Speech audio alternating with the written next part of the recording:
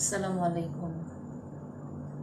সুপ্রিয় শিক্ষার্থীরা, তোমাদেরকে অনলাইন ক্লাসে স্বাগতম জানাচ্ছি। ঢাকা কলেজের যে আমাদের প্রাণীবিজ্ঞান বিভাগের যে অনলাইন ক্লাস, সেখানে তোমাদেরকে স্বাগতম। আজকে আমি তোমাদেরকে ফোর্থ ইয়ারের এন্টোমোলজির যে বেনিফিশিয়াল ইনসেক্টস, যেটা গত ক্লাসে আমি শুরু করেছিলাম। তোমরা তো new fourth year, new fourth year বলতে বোঝাচ্ছি যে তোমাদের মাত্রই শুরু হয়েছে ক্লাস, কিছুদিন হলো। তো এখানে বেনিফিশিয়াল ইনসেক্টস নিয়ে সেদিন বেশ কিছু আলোচনা হয়েছে। তো আমরা ওই মৌমাছি নিয়ে কিন্তু স্টার্ট করেছিলাম।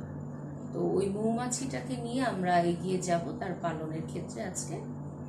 তো তোমাদেরকে আমি Sabina Rahman, associate professor, department of geology, Dhaka college, Dhaka, তোমাদের শুরু করছি। এবং ক্লাসে আমি যেটা পড়াবো সেটা একটু দেখিয়ে দিচ্ছি। Entomology beneficial insects. আজকে আমরা মৌমাছি পালন নিয়ে কথা বলবো, যেটা হচ্ছে সিঙ্গেল কম্ব, একক চাক মৌমাছি, মৌবাক্সে যে প্রতিপালিত মৌমাছি। আচ্ছা, মৌমাছি চাষের ক্ষেত্রে আমরা কিন্তু সেদিন বলেছি যে আমাদের দেশে যে 4টা প্রজাতি অ্যাভেলেবল আছে, সেটা হলো Apis indica, Apis dorsata, Apis florea এবং অ্যাপিস তোমার মেলিফেরা। এই চারটা প্রজাতি বেশি অ্যাভেলেবল। এবং তার মধ্যে তোমার অ্যাপিস ইন্ডিকাটাকে আমরা মৌবাক্সে প্রতিপালন করে প্রচুর লাভবান হতে পারি। আবার অ্যাপিস ফ্লোরিয়া এবং অ্যাপিস যে ডরসাটা আছে, এটাকে এই যে আমি যে প্রথম মৌমাছি পালনের ক্ষেত্রে যে দুটো বিষয় বলছি, যে একটা হচ্ছে যে একক চাক মৌমাছি, সেটা বলতে বোঝাচ্ছে যে যুগ যুগ ধরে যেটা একেবারে প্রাকৃতিকভাবে বিভিন্ন গাছের ডাল, বিভিন্ন বাড়িতে অথবা বিভিন্ন পাহাড়ে, বিভিন্ন গাছেই বেশি হয়। তো এই বিভিন্ন জায়গায় ওরা চাকটা তৈরি করে। এটা হচ্ছে একক চাক মৌমাছি, বা যেটা বলে সিঙ্গেল কম। আর যেটা নাকি মৌবাক্সে প্রতিপালিত করা হয়, সেটা বহু জায়গায় করা হয়। এটার উদ্দেশ্যই হচ্ছে যে অধিক পরিমাণে মধু আহরণ করা। তো মৌবাক্সে মৌমাছি প্রতিপালনের অনেকগুলো সুবিধা আছে, আমি আলোচনায় যাব পরে। মৌবাক্স আমরা নিজেরাই স্বল্প মূলধন ব্যবহার করে মৌবাক্সগুলা তৈরি করে বিভিন্ন, যেখানে মানে আমাদের দেশের আসপেক্টে আমি বলছি, যেখানে বিভিন্ন শস্য আছে, যেমন ধরো সরিষা আছে, তারপরে ধনিয়া আছে, তারপরে লিচু ফুল বা বিভিন্ন ধরনের ফুল হতে পারে, বা আমের ফুল হতে পারে, বিভিন্ন ফলের যে ফুলগুলো আছে যেখানে মকরন্দ অ্যাভেলেবল, সেখান থেকে ওরা সহজেই মৌমাছিরা মধু কালেক্ট করে খুব সহজেই সেই মৌবাক্সে তারা জমা করতে পারে, এবং সেখান থেকে আমরা প্রচুর পরিমাণে মধু কালেক্ট করতে পারি, যেটা বাণিজ্যিকভাবে এবং অর্থনৈতিকভাবে একটা দেশের জন্য খুব বড় ধরনের মানে প্রভাব বিস্তার করে। আচ্ছা, এখন তোমাদের যে বিষয়টা বলবো, যে একক চাক মৌমাছি যেটা, সেখানে আমরা সাধারণত দেখি যে অ্যাপিস যে ফ্লোরিয়া আছে এবং অ্যাপিস যে ডরসাটা, এই দুটো প্রজাতিকে বেশি দেখা যায়। বিভিন্ন যুগ যুগ ধরে বিভিন্ন পরিবেশ তৈরি করে ওরা এ ধরনের মৌচাকগুলা তৈরি করছে। এবং বিশেষ করে যে অ্যাপিস যে ফ্লোরিয়া, সেটা সেই মধুটা আমরা ভোরবেলা, এবং অ্যাপিস ডরসাটা আমরা সেটা রাত্রিবেলা, এটা আমরা মানে যারা মধু সংগ্রহকারী তারা সাধারণত এই 2 বেলায় মধু সংগ্রহ করে। আর এই সকল মধু সংগ্রহ করতে কিন্তু কমপক্ষে 2 থেকে 3 জন লোকের দরকার হয়। বিশেষ করে যে তোমার আমাদের দেশের আসপেক্টে সুন্দরবনের কথা বলা যায়। তো এই যে সুন্দরবনে যে মধু কালেক্ট করা হয়, সেটা খুবই ঝুঁকিপূর্ণ। কারণ সুন্দরবনে বাঘের এবং অন্যান্য পশু পাখির আক্রমণ আছে। বিশেষ করে বাঘের আক্রমণটাকে ওরা উপেক্ষা করে জীবনের ঝুঁকি নিয়ে বহু বহু তোমার মধু সংগ্রহকারীরা যুগ যুগ ধরে বছরের পর বছর, যুগ যুগ বলতে সুন্দরবনের যে আসপেক্টে যারা বাস করে সেখান থেকে ওরা মধু কালেক্ট করে নিজেদের জীবিকা নির্বাহ করছে। অনেকে আছে লোক দিয়ে মধু কালেক্ট করে বিভিন্নভাবে বাণিজ্য করছে, ব্যবসা বাণিজ্য করছে। তো এটা ঝুঁকিপূর্ণ, কিন্তু তাও এটা চলছে এবং এইভাবে অনেক মধু কালেক্ট হচ্ছে। এবং বিভিন্ন দেখবা যে প্রাকৃতিকভাবে বিভিন্ন ফলের গাছের ডালগুলাতে বা ঘর বাড়ির যে ছাদ সানশেডগুলাতে, সেখানে কিন্তু অনেক সময় যেখানে নিরিবিলি মানুষের আনাগোনা কম সেই সব জায়গাগুলোতে কিন্তু মৌমাছিরা তোমার চাক তৈরি করে সেখানে মধু জমা রাখে। তো মধু আরেকটা হচ্ছে যে আমরা যেটা বলেছি, মৌবাক্সে হলো তোমার মৌমাছি প্রতিপালন। মৌবাক্সের প্রতিপালনের অনেকগুলো সুবিধা আছে। এটার জন্য তোমার মনিটরিংটা খুব সহজেই করা যায়। তারপরে মৌমাছিদের যে শত্রুর আক্রমণ হলে সেটা প্রতিহত করা যায় এবং পরিষ্কার পরিচ্ছন্নতার দিকটাও কিন্তু আমরা সহজেই দেখতে পারি। আমাদের এটার জন্য খুব বেশি বড় মূলধনের দরকার হয় না। স্বল্প মূলধন দিয়েই কিন্তু আমরা মৌবাক্সগুলো তৈরি করে আমরা বাগানের খুব কাছাকাছি জায়গায় রেখে, যেমন ধরো লিচুর যে সিজনটা আছে, তো যখন লিচুটা ধরবে তোমরা জানো, তার আগে যে ফুলটা আসে সেখান থেকে বহু মৌমাছি মকরন্দগুলো সংগ্রহ করে। আবার অনেক সময় দেখা যায় সরিষা ফুল বাগানে হচ্ছে, হ্যাঁ, মাইলকে মাইল, সেই সকল জায়গায় একটা নিরাপদ জায়গায় যদি মৌবাক্সগুলো রেখে দাও, খুব সহজেই ওরা কি করে মধুগুলো মকরন্দগুলো সংগ্রহ করে ওরা মৌবাক্সে জমা করতে পারে। আসলে একটা সময় আমরা যখন অনেক কিছুই আমাদের অবগত ছিল না যে আমাদের পরিবেশ বান্ধব যে পোকামাকড়গুলো সেগুলো আমাদের অর্থনীতি দিয়ে কীভাবে প্রভাব বিস্তার করে। হ্যাঁ, সেটা হলো যে এরা মধু সংগ্রহ তো করছেই, মধুটা আমাদের খুবই শারীরিকভাবে আমাদের শরীরের জন্য ভীষণ এটা প্রয়োজনীয়। আমাদের পবিত্র গ্রন্থতেও এটা বলা আছে, কোরআন শরীফে, যে মধু হচ্ছে বহু রোগের ঔষধ। আসলে এটা প্রাকৃতিকভাবে আল্লাহর একটা বিশেষ নিয়ামত। আর এটা শুধু ইসলাম ধর্মে না, সকল ধর্মের ধর্ম অবলম্বনকারী মানুষদের জন্য মধুটা আসলে খুবই এসেনশিয়াল। পৃথিবীর বহু দেশে মধুটাকে ওরা সকালে বা যে কোনো টাইমে এটাকে গ্রহণ করে শরীর ভালো রাখার জন্য। তো এই যে মৌবাক্সগুলার যে সুবিধা, মানে তোমার প্রতিপালন যেটা, সেটা হচ্ছে যে আমরা সবসময় তত্ত্বাবধান করতে পারি এবং এই মৌবাক্সে মধু যখন সংগ্রহ শেষ হয়ে যায় খুব সহজেই আমরা মধুকোষগুলাকে তোমার যে থাকে, ওই চাক থাকে বক্সে, সেখান থেকে আমরা কেটে ওটাকে বের করতে পারি। এই জন্য বিভিন্ন ওই স্পেশাল ছুরি থাকে, ওদের ব্রাশ থাকে, ছুরি থাকে, আমরা দেখাবো ছবিতে। তো এটা হলো এইভাবে। তো এই যে আমরা মৌবাক্স যে ব্যবহার করি, এখানে কিন্তু ওই যে ল্যাংস্ট্রথ এবং নিউটন মৌবাক্স, এই দুই ধরনের মৌবাক্স কিন্তু দেখা যায়। তো এখানে দেখো, আমি একটু ছবিতে দেখাচ্ছি, এটা কি দেখা যাচ্ছে? আচ্ছা, এটা হচ্ছে সেটা হলো তোমার ল্যাংস্ট্রথ মৌবাক্স। হ্যাঁ, ল্যাংস্ট্রথ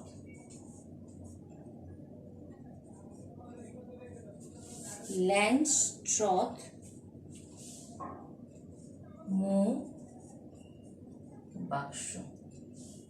আচ্ছা, এখানে দেখো আমরা যে বাক্সে যে মৌবাক্সে যে মৌমাছি প্রতিপালন করি তার একটা নমুনা এটা দেখানো হলো। আরও ছোট পরিসরেও কিন্তু করা যায় মৌবাক্স, এটা আরও ইজি ওয়েতে। তো তারপরেও আমরা যেটা সাধারণত বিভিন্ন দেশে ইউজ হয় বা এটা আমাদের কমার্শিয়ালি, তো আমাদের যে যে মৌবাক্সে যে বিভিন্ন মৌমাছি প্রতিপালন করা হয়, সেটার ক্ষেত্রে আমাদের ওই তোমার বিভিন্ন এনজিও গুলা, তারপর হচ্ছে বাড়ি, যেটা বাংলাদেশ কৃষি গবেষণা ইনস্টিটিউট, এবং বিসিক বাংলাদেশ ক্ষুদ্র কুটির শিল্প, যেটা বিসিক, এরা বিভিন্ন প্রশিক্ষণ দিয়ে থাকে, বা এদের এইসব প্রতিষ্ঠানের কাছ থেকে যে কেউ যদি মৌমাছি মানে পালন করতে চায়, তারা সহজে এদের সহযোগিতা নিতে পারে। তো আমরা আজকে দেখাচ্ছি হচ্ছে ল্যাংস্ট্রথ মৌবাক্স, এবং আরেকটা দেখা হচ্ছে নিউটন। হ্যাঁ, আমরা প্রথমেই যেটা দেখলাম যে একটা স্ট্যান্ড আছে, তার উপরে হচ্ছে bottom board, deep super, queen excluder, honey supers এবং আউটার কভার বা ইনার কভার দুটো আছে। আমি একটু বাংলায় বলে দিই। হ্যাঁ, আচ্ছা, এপিস মেলিফেরা প্রজাতির মৌমাছি চাষের জন্য ল্যাংস্ট্রথ হাইভ 10 ফ্রেমের মৌবাক্স প্রয়োজন হয়। এছাড়া যেসব উপকরণের প্রয়োজন হয় সেটা হলো স্ট্যান্ড বা টুল, জলকান্দা, কুইন কেজ, খাদ্যপাত্র, ধোয়া যন্ত্র, মধু নিষ্কাশন যন্ত্র, বি ব্রাশ, মুখোশ, হাত মোজা, এগুলো। এই যে এখানে দেখো তোমার স্ট্যান্ড যেটা আছে, হ্যাঁ, বটম বোর্ড হচ্ছে তোমার হচ্ছে নিম্ন পাটাতন। এটা কি? এটা হচ্ছে নিম্ন পাটাতন। স্ট্যান্ডটা হচ্ছে কি, যেটা নাকি তোমার অবতরণ বোর্ড বা স্ট্যান্ড যেটা বলে। তারপর হচ্ছে শাবক ঘর, এটা হলো শাবক ঘর। হ্যাঁ, তারপরে হচ্ছে তোমার এই যে কুইন এক্সক্লুডার, তারপর হচ্ছে হানি সুপারস, যেটা হ্যাঁ সুপার ফ্রেম, যেটা সুপার হানি সুপার। তারপরে উপরেটা হচ্ছে অভ্যন্তরীণ ঢাকনা এটা, এবং এটা হচ্ছে একেবারে উপরের ঢাকনাটা। আচ্ছা, মৌবাক্স তাহলে দুই রকম আমরা দেখলাম। আর এখানে স্ট্যান্ড যেটা হয়, এই যে স্ট্যান্ডটা, সেটা হচ্ছে 4 পা বিশিষ্ট হতে পারে, 6 থেকে 9 ইঞ্চি উচ্চতা বিশিষ্ট স্ট্যান্ডার্ড অবতরণ বোর্ড বা নিম্ন পাটাতন বহন করে। নিম্ন পাটাতন হচ্ছে স্ট্যান্ডটির সংলগ্ন একটি অবতরণ বোর্ড, মৌমাছির উঠানামায় সহায়ক হয়। এই যেটা মৌমাছির উঠানামার সহায়ক হয়। এটি কাঠের পাটাতন 22 ইঞ্চি দীর্ঘ, 16.25 ইঞ্চি চওড়া এবং 7 থেকে 8 ইঞ্চি পুরু নিম্ন পাটাতন রূপে ব্যবহৃত হয়। শাবক ঘর যেটা ব্রুড চেম্বার, শাবক ঘর যেটা ব্রুড চেম্বার, সেটা হচ্ছে উপর ও নিচে খোলা এই আয়তাকার যন্ত্রটি 7 থেকে 7/8 ইঞ্চি পুরু কাঠ দ্বারা নির্মিত, বাহির থেকে ইহা 20 ইঞ্চি দীর্ঘ। এই প্রকোষ্ঠে 10টি ল্যাংস্ট্রথ বা ব্রুড ফ্রেম উলম্বভাবে স্থাপনের ব্যবস্থা থাকে। আচ্ছা, আদর্শ ল্যাংস্ট্রথ ফ্রেম, স্ট্যান্ডার্ড ল্যাংস্ট্রথ ফ্রেম, এটি একটি উপরের দুটি পার্শ্বের এবং নিচের দণ্ড দ্বারা নির্মিত হয়। মধুকক্ষ বা সুপার যেটা সুপার কক্ষ বা সুপার ফ্রেমের আকৃতি বা পরিমাপ শাবক ঘরে অনুরূপ হয়। আচ্ছা, অভ্যন্তর ঢাকনা, মধুকক্ষের উপরে এই ঢাকনাটি অবস্থান করে। এর চারিপাশে ফ্রেমযুক্ত একটি কাঠের পাটাতন থাকে। আর এই উপরে যেটা টপ বা আউটার কভার, উভয় দিকে ঢালু এই ঢাকনাটি সমগ্র ল্যাংস্ট্রথ বাক্সের ছাদের কার্য করে এবং এটি কাঠের ফ্রেমের সহিত আবদ্ধ হয়। আচ্ছা, এটা আসলে এত ইয়ের তোমার বর্ণন আরো তেমন নাই। এখানে দেখো আরেকটা, এখানে ছবিটা দেখো।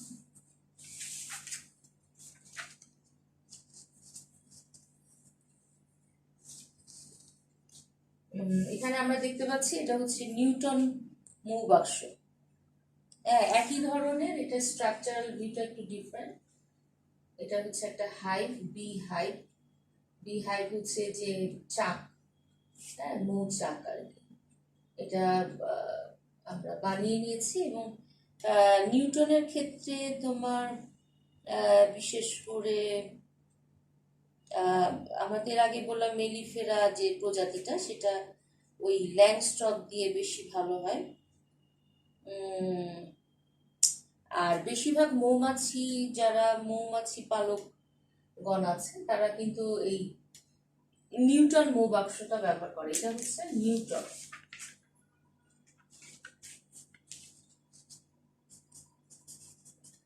এটা হচ্ছে নিউটন মৌবাক্স, ঠিক আছে। ছবিটা আমরা দেখলাম। আচ্ছা, এখন আসো যে কি কি জিনিস দরকার হতে পারে এই মৌমাছি পালনে। মৌ নিষ্কাশন যন্ত্র, মৌচাকের ঢাকনা খোলার বৈদ্যুতিক ছুরি লাগে, ধোয়াদানি লাগে, ঢাকনা খোলার সাধারণ বিংহাম ছুরি লাগে, বি ব্রাশ লাগে, বি ভেইল এবং খাদ্যপাত্র।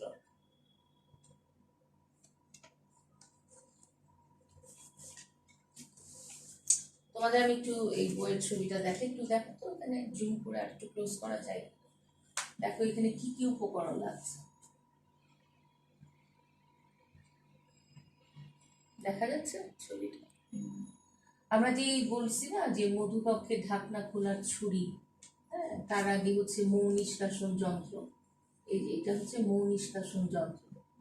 তারপর হচ্ছে মৌচাকের ঢাকনা খোলার বৈদ্যুতিক ছুরি, এই যেটা, হ্যাঁ, ঢাকনা খোলার জন্য এক ধরনের বৈদ্যুতিক ছুরি আছে। তারপরে হচ্ছে সি নাম্বারটাই যেটা, এটা হচ্ছে বৈদ্যুতিক ছুরি, আর এটা হচ্ছে মৌচাকের প্রথমে মৌ নিষ্কাশন যন্ত্র, এটা বৈদ্যুতিক ছুরি, এটা হচ্ছে ধোঁয়াদানি। ধোঁয়া দিলে হয় কি, মৌমাছিরা ধরো মৌবাক্স থেকে দূরে সরে যায় ধোঁয়ার গন্ধে, তখন সহজেই আমরা এই তোমার তোমার মৌ নিষ্কাশন যন্ত্র এবং মৌচাকের ঢাকনা খোলার যে ছুরি দিয়ে আমরা সহজেই এই কাজগুলো শুরু করতে পারি। আর ঢাকনা খোলার সাধারণ যে বিংহাম ছুরি আছে, ডি নাম্বারে দেখতে পাচ্ছি, এই যে এটা সাধারণ ছুরি। বি ব্রাশও কিন্তু লাগে, এবং বি ভেইল যেটা, হ্যাঁ, এটা বি ভেইলের কাজটা হলো তোমার খাদ্যপাত্র যেটার মধ্যে তুমি সংগ্রহ করবা। বি ভেইলটা হচ্ছে যে মুখ ঢাকা জাল বা দস্তানা, মুখমণ্ডলে বা হাতে মৌমাছি যাতে হুল মানে মৌমাছি হুল দংশন করতে না পারে, সেই জন্য এই ধরনের তারের জাল বা কাপড় নির্মিত বি ভেইল এটা কিন্তু ব্যবহার করা হয়। বি ব্রাশ যেটা মধু নিষ্কাশনের পূর্বে মৌচাকে ধোঁয়াদানি প্রদানের পরেও যদি মৌমাছি থাকে, সেটা এই বি ব্রাশ দিয়ে তাড়ানোর সুযোগ আছে। মৌমাছির ঝাঁক ধরা ঝুড়ি, মৌমাছির ঝাঁক ধরার কাজে এক প্রকার বাঁশের কঞ্চি নির্মিত ঝুড়ি ব্যবহার করা হয়। নিকটবর্তী কোনো ডালে ঝাঁক আশ্রয় নিলে ঝুড়ির সাহায্যে ঝাঁক সংগ্রহ করার পর ঝুড়িটি ব্রুড প্রকোষ্ঠে উপুড় করা হয়। মৌমাছিগুলো করে কি, বাইরে আসে, এই সময় ওই প্রকোষ্ঠে রানী আটক গেট বন্ধ রাখা, মানে আটক করে রাখতে হয়। খাদ্যপাত্র, প্রতিকূল ঋতুর সময় বর্ষা এবং গ্রীষ্মে মৌবাসে খাদ্য সরবরাহ করার উদ্দেশ্যে খাদ্যপাত্রের প্রয়োজন। খাদ্যপাত্র সহজে তৈরি করা যায়।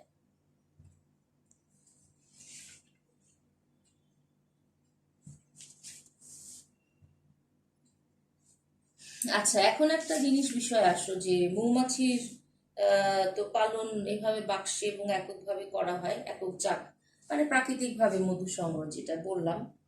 এখন আবার আসো যে মৌমাছির তোমার অনেক ধরনের শত্রু এবং রোগ আছে।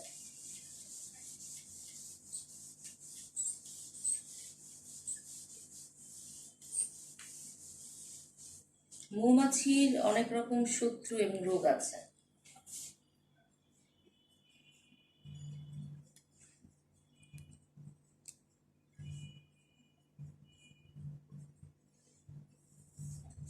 দেখতে পাচ্ছ তোমরা? আচ্ছা, বিভিন্ন শত্রু এবং রোগ দ্বারা মৌমাছির শাবক অবস্থা এবং পতঙ্গ প্রাণী আক্রান্ত হয়। মৌমাছি পালকগণের পূর্বে এই বিষয়ে জ্ঞান থাকতে হবে, নাইলে ক্ষতি হয়ে যায়। মৌমাছির শত্রুর মধ্যে সবচেয়ে বড় হচ্ছে মোমমথ। সবচেয়ে বড় শত্রু হচ্ছে মোমমথ, ছোট মোমমথ, এটা হচ্ছে বড় মোমমথ, আবার আছে ছোট মোমমথ, আর আছে হচ্ছে বোলতা পিঁপড়া, বোলতা আর আছে পিঁপড়া। আচ্ছা, এটা হচ্ছে গ্যালেরিয়া মেলোনেলা, এটা কি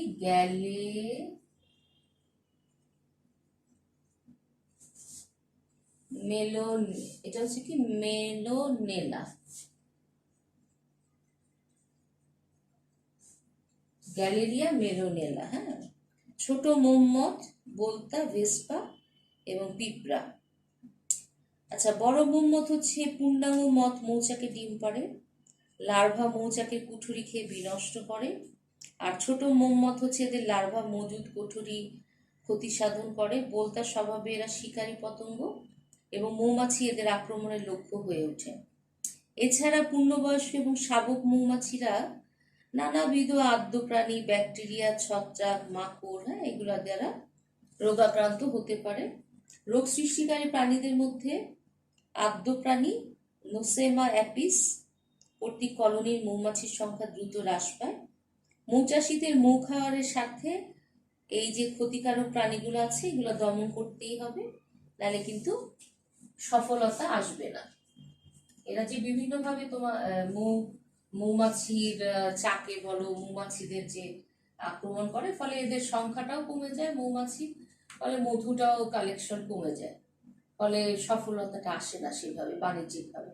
সেজন্য অবশ্যই খেয়াল করতে হবে, যারা পালক আছে, পালকগণ, তাদের এইসব বিষয় খেয়াল করতে হবে এবং এইসব শত্রুদের থেকে আক্রমণকে প্রতিহত করতে হবে। তাহলে এই তোমার যে আমি বললাম মৌবাক্সে যে প্রতিপালিত মৌমাছি, সেটা সহজেই এটা সফলতা আমরা পেতে পারি। তো প্রিয় শিক্ষার্থীগণ বা আমাদের যে সুপ্রিয় শিক্ষার্থীরা, তা তোমরা তো মৌমাছি পালনটা বুঝলা, যেটা প্রাকৃতিকভাবে, যেটাকে বললাম সিঙ্গেল, যেটা বললাম তোমাকে কম, যেটা মৌমাছি, আর একটা হচ্ছে মৌবাক্সে মৌমাছি প্রতিপালন। এই দুটো পদ্ধতিতে আমরা মৌমাছি প্রতিপালন করতে পারি এবং কি কি অ্যাপারেটাস বা কি কি পার্টসগুলো লাগে সেগুলো সম্পর্কেও একটা ধারণা পেলে। তো আশা করি তোমরা অদূর ভবিষ্যতে মৌ চাষ মানে মধু চাষ করতে পারবে খুব সহজেই। সাইড বাই সাইড এটা একটা খুব ভালো একটা ব্যবসা। যারা বাসায় আছো, তোমরা লকডাউনে কিছু করতে পারছো না, তারা সহজেই কিছু মূলধন ইনভেস্ট করে সহজেই তোমরা মধু কালেক্ট করতে পারো, মৌমাছি প্রতিপালন করতে পারো। তো আজকে এই পর্যন্ত। পরবর্তী ক্লাসে আমরা লাক্ষা চাষের উপরে আলোকপাত করব। তো ততদিন পর্যন্ত তোমরা ভালো থাকো, সুস্থ থাকো, স্বাস্থ্যবিধি মেনে চলো, কারণ এখন ডেল্টা ভেরিয়েন্ট, করোনার যে নতুন যে ভেরিয়েন্টটা, সেটা খুব দ্রুত গতিতে ছড়াচ্ছে এবং আমরা অনেক প্রিয়জনকে হারিয়ে ফেলছি, যেটা আমাদের কখনোই কাম্য নয়। সবার জন্য আমাদের দোয়া, তাদেরকে আল্লাহ তাআলা বেশ নসিব করুক, বা অন্যান্য ধর্ম অবলম্বনকারীরা যারা অনেককে হারিয়ে ফেলেছ তাদের জন্য আমাদের সকলের প্রার্থনা থাকবে যে সকলে যেন সবাই সুস্থভাবে জীবনযাপন করতে পারে এবং যারা পরলোক গমন করেছে তারা যেন ভালো থাকে ও পারে। তো ততদিন পর্যন্ত তোমরা ভালো থাকো। আল্লাহ হাফেজ।